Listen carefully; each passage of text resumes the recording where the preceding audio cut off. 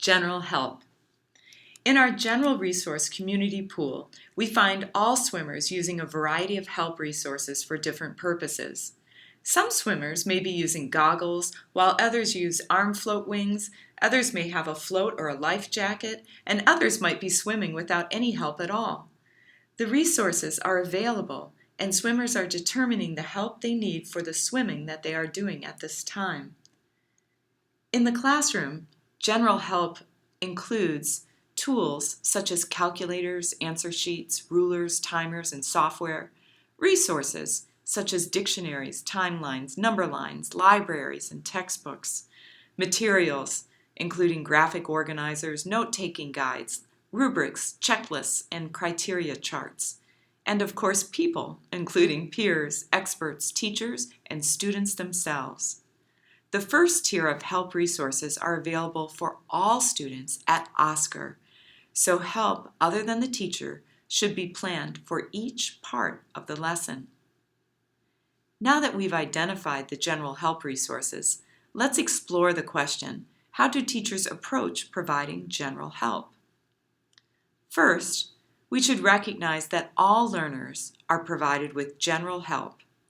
When we examine the use, we see a great variety of help resources. Often we see resources being used by students completing the same task, while some students may not be using help. For example, quality checklists might be available, or a wall chart such as a timeline or strategy steps might be displayed as general help resources. Pools have a lifeguard station, a designated place where swimmers can go for help.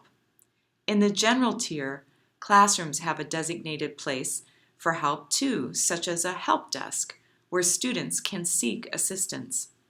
The teacher can open a help desk during work time. A computer with a video showing the steps to solve a problem can be a help desk.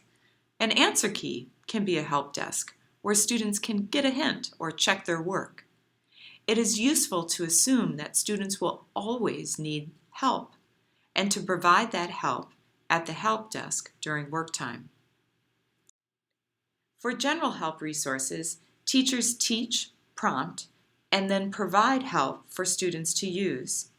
Teaching includes how to use the help resource and put them away, and most importantly, how and when to ask for help in the classroom.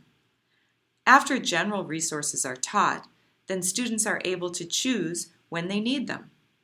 When giving directions and feedback, teachers may prompt students by reminding them of the available help resources as tasks are assigned. After help is taught, then the approach for using general help resources is primarily a student decision. Teachers make the resources available or provide for all students to choose how and when to use help. Take a moment to revisit your brainstorm list of help resources that you made before we began these videos. Reread your list. Now that you are thinking about general help resources, what might you add, or how might you reorganize your list? Then, click on the link to classroom examples to learn more about general help for all students in the classroom.